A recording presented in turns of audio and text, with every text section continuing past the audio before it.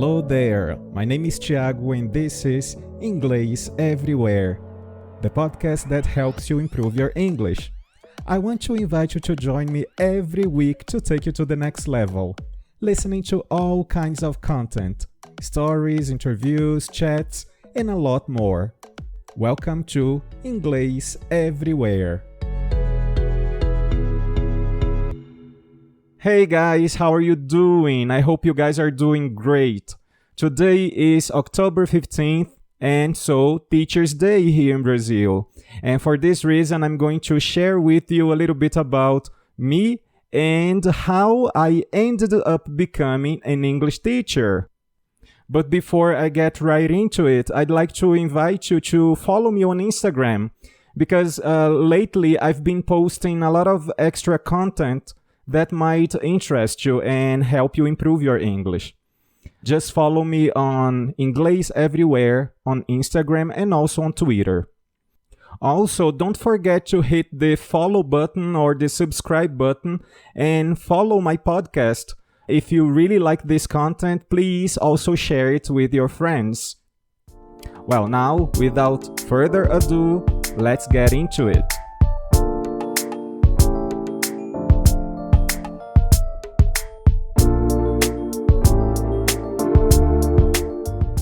I want to start sharing a little bit about where I come from. Well, I was actually born in a town here in Bahia, in the south of Bahia, called Itabuna, but I never lived there. And I grew up in Ibicaraí. Ibicaraí is a very small town, which is near Itabuna, and its population today has around 20,000 inhabitants. So you can imagine how small my hometown is. As a kid, I always tried to be a very good student, and I was actually considered a nerd at the time. I was the kind of kid who was always well behaved. I always did my homework promptly. My mother never really had to push me or force me to do stuff, unlike my sisters. And only when I was 15 years old did I start studying English. And at that time, I was still living in Ibicaraí. And I started studying English because of one of my sisters, my oldest sister. She actually needed to start studying English because of vestibular. And so she invited me to join her because she didn't want to start alone. And so we started studying. It didn't take long for me to fall in love with the language. My sister, after the first term, she had to move to Salvador, if I'm not mistaken. And then she didn't have a chance to continue studying there. But I did. And so since then, since I was 15 years old, and here I'm talking about the year 1996, since then, I have never stopped studying English. Even today, I do. I think one of the main reasons why I fell in love with the English language is because it is quite simple, straightforward. It's not a very complex language. This is one of the reasons. But there is another reason that made me open up my eyes. And that is when I realized that I would be able to communicate with the world. I'm from this small town, and then I could understand that the world was actually quite small. Back then, in the mid-90s, the internet was not popular. I didn't even have my personal computer because they were very expensive. And I grew up in a very low-income family, so my family could never afford to buy me a computer at that time. Despite all that, I wanted to be able to communicate in English. I remember I would spend my free time listening to songs, which I recorded from the radio using those tapes. And I tried really hard to get all the words and sentences. I would also study the lessons from the course that I was taking and read some magazines that were available at the school at the time. Even though everything was scarce, I gave my best to improve my English skills. Today, it is pretty easy to listen to people speaking English on television, on the internet, on streaming platforms, everywhere. But back then, that was not possible. Well, when I was about 17, I remember that my mother thought I could maybe start teaching and make some money. And so she talked with the owner of the school that I used to attend, and the owner said that I could definitely teach there, since I was a good student and I was making progress at such a fast pace. It didn't take me long to start, so I started immediately, but unfortunately, I didn't go through any training, but I liked the language so much that I already felt that teaching English could become a career.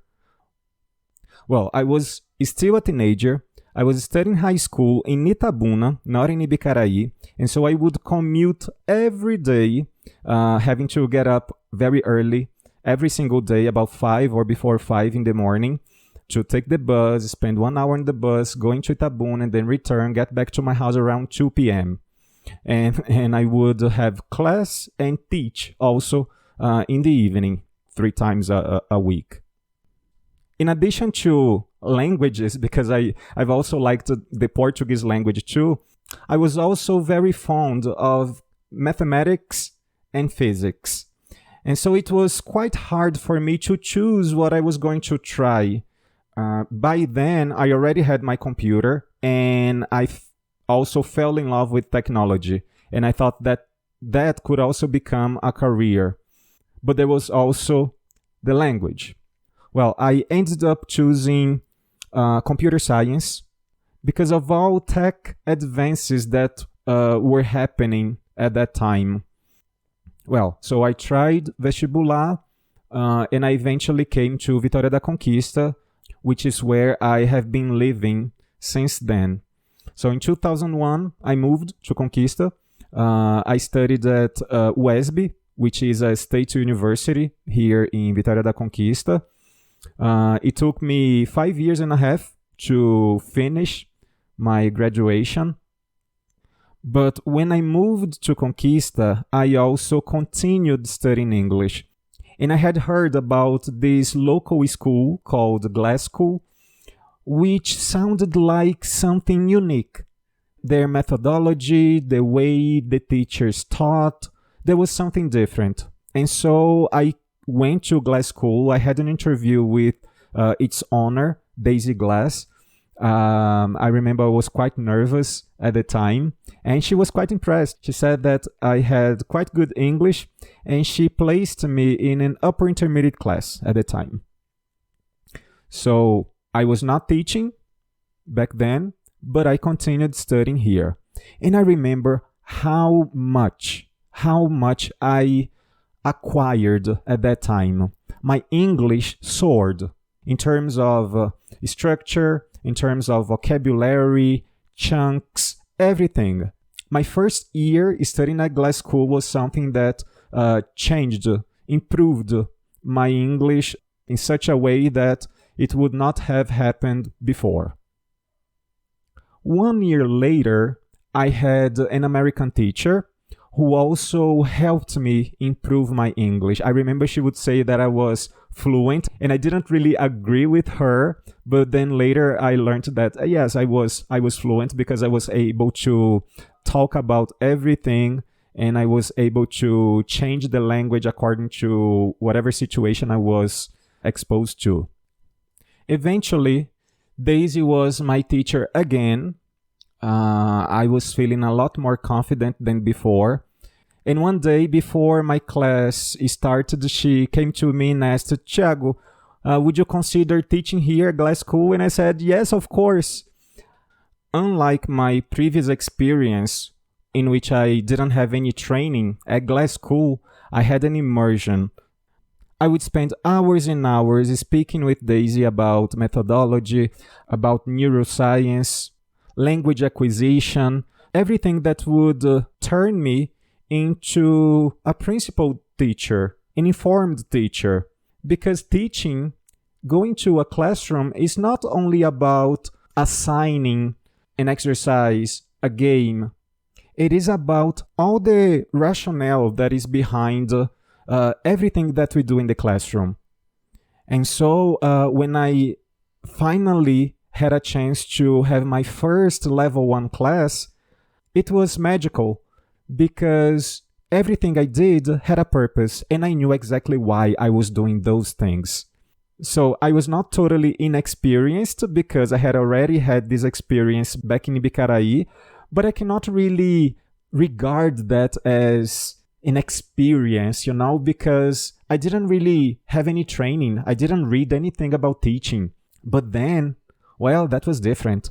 It made a big difference. Not to mention the team. The team was welcoming, they were warm, and they made me feel like home. And that's how I feel ever since. Of course, it is not easy to teach. And little by little, I was gaining more and more experience, and I was learning what was more challenging, what was not, and how I could improve my skills. And I'm sure that the teacher that I have become is because of all the support that Glass School gave me. All those in-service training that happened weekly, that's what made me develop all this passion and become a more informed teacher. There was one single moment, it was in my first year teaching English. I remember that after my class, Daisy turned to me and said, "Look, I've been talking to your students, getting some feedback about what they've been thinking about your classes, and they are in love with you." I was taken by surprise. I didn't know that they had told her that, and I didn't really expect that to be happening. I was, of course, trying really hard, giving my best, but I didn't know that the feedback had been that good. And then she told me, "Look, I know you are studying computer science, but that's not your thing. Forget it. You were born to be a teacher because you have that spark in your eye." And well, yeah, when she told me that, I realized that she was right. I was born to be a teacher, and Daisy, who is this marvelous woman who has inspired me ever since I first met her, she told me that. And she is the person that I look up to. She's the person, for me, she is the best teacher I've ever had and anyone could possibly ever had. And so when she told me that, I said, yes, I will finish my graduation, but this is what I want to do. A good teacher is the one who has passion. A good teacher is the one who likes people, is the one who doesn't treat students differently. They treat their students equally, no matter what. And I think that has made a big difference in my career. I was planning to share a little bit of my story with you, and this is my story. I hope you have liked it, and see you in the next episode. Bye! Thanks for listening. You can send me suggestions on Twitter, Instagram, or by voice message. Also, follow us on your favorite streaming platform to check out for the next episode. On ingleseverywherepodcast.wordpress.com, you can have some further information about our show episodes, including transcripts. See ya!